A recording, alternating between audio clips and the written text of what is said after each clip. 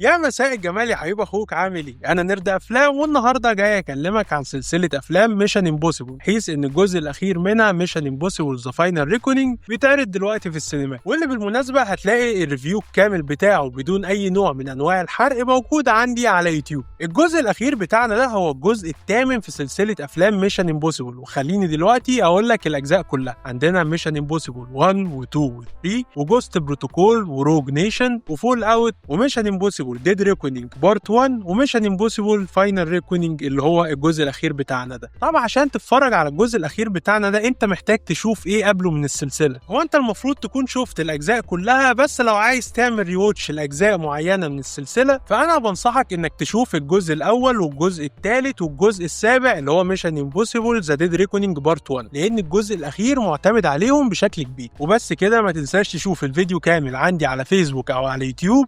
سلام عليكم. قفل يا ابني.